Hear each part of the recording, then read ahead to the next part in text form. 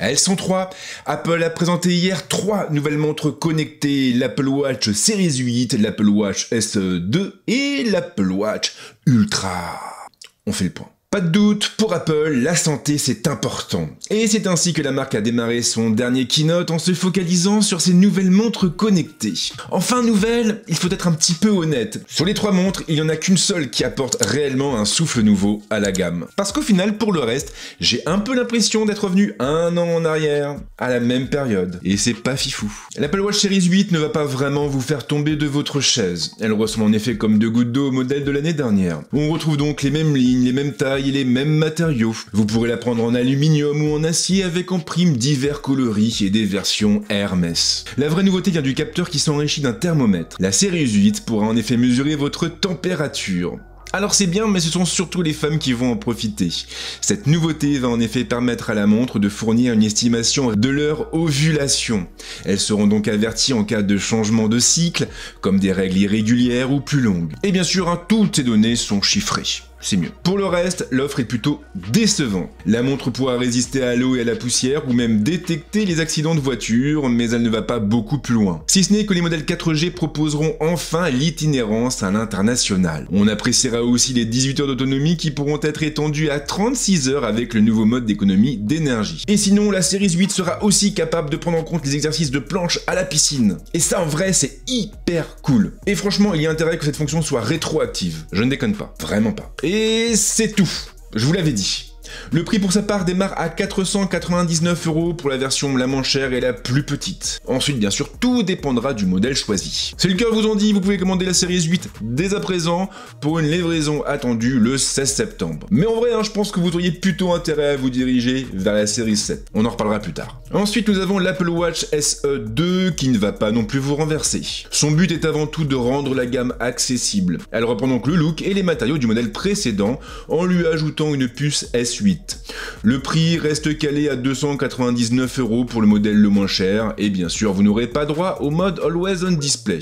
Et je rappelle quand même à tout hasard qu'on est en 2022. 2022, ok. Maintenant, si le cœur vous en dit, vous pouvez la précommander dès maintenant pour une livraison prévue le 16 septembre. J'ai évidemment gardé le meilleur pour la fin, histoire de préserver mon watch time. Vous l'aurez compris, je fais allusion à l'Apple Watch Ultra. Mais c'est quoi ce nom là en fait? On est dans un Marvel ou quoi? L'Apple Watch Ultra, c'est un peu la montre des super-héros et de ceux qui ont un gros poignet. On est en effet sur un cadran de 49 mm. Le boîtier est fait en titane et on a en plus du verre de saphir au-dessus de l'écran. Un écran qui pourra atteindre les 2000 nits, ce qui est juste dingue. Ah, et en prime, la montre pourra résister à une profondeur de 100 mètres, ce qui en fera le compagnon idéal des plongeurs. Surtout qu'il y a du neuf au niveau de l'ergonomie. La couronne et le bouton latéral ressortent davantage du boîtier. Apple les a intégrés à une légère protubérance. Mais surtout, on trouve un nouveau bouton programmable sur la tranche gauche, et vous pourrez en faire ce que vous voulez, ce qui est vraiment hyper cool. En prime, on a aussi un profondimètre qui permettra à la montre d'afficher la profondeur sous-marine en temps réel jusqu'à 40 mètres, ainsi que la température de l'eau, avec une certification EN 13319 pour ceux qui s'y connaissent. D'ailleurs, on trouvera même une application dédiée à la plongée océanique plus. Et en prime, vous avez aussi un nouveau cadran qui pourra afficher tout un tas d'informations avec en prime un mode nuit balèze. Oui, parce qu'il est rouge. Rouge comme l'aventure. Je raconte n'importe quoi, c'est la fatigue. L'Apple Watch Ultra embarque aussi 2 haut-parleurs et 3 microphones pour des appels plus clairs, et on a même une sirène qui pourra balancer un signal sonore de 86 décibels. Un signal suffisamment puissant pour être entendu dans un rayon de 180 mètres. En vrai, c'est même plus la montre des athlètes et des aventuriers, c'est carrément la montre des survivants. La batterie par contre est un petit peu limitée. Si vous voulez survivre, il faudra le faire dans les délais impartis. La montre pourra tenir 36 heures avec une seule charge, mais vous pourrez l'étendre à 60 heures avec le nouveau mode d'économie d'énergie. Un mode qui en revanche n'est pas prévu pour tout de suite. Il devrait débarquer d'ici ces prochaines semaines. L'aventure va devoir attendre. Et en prime, vous avez le choix entre 3 bracelets. Le prix démarre sinon joyeusement à 999 € et vous pouvez la commander dès maintenant pour des livraisons prévues pour le 23 septembre. Alors je vous avoue que je suis assez partagé sur ces annonces. L'Apple Watch Ultra, c'est un grand oui, parce que je trouve que ça répond à une problématique. On a une montre qui va intéresser les athlètes, les aventuriers, les gens qui partent en randonnée au milieu de nulle part, ou même les plongeurs. Et je pense vraiment d'ailleurs que pour les plongeurs, cette montre risque de s'imposer très facilement. Et vu que j'aime beaucoup la natation et que j'ai moi-même pratiqué la plongée il y a fort longtemps, eh bien oui, cette montre me parle. Le prix en revanche me parle un petit peu moins, 999 €, c'est quand même 1000 €, et ça commence à chiffrer. Je suis pas sûr que ma compta me laissera l'acheter. Maintenant, on reste sur une montre qui vise un public spécifique, les athlètes de haut niveau. Donc voilà, pourquoi pas. Après, on a les deux autres montres, et là, en vrai, je vois pas trop leur intérêt. Alors, la Series 8, franchement, là, je réfléchis en même temps que de vous parler, je vois pas à quoi elle va servir. Alors oui, certes, on a le capteur de température, les fonctions liées à l'ovulation, ça peut intéresser effectivement les femmes. Maintenant, je ne suis pas sûr que les femmes aient attendu une montre connectée pour suivre leurs règles, pour calculer leur période d'ovulation.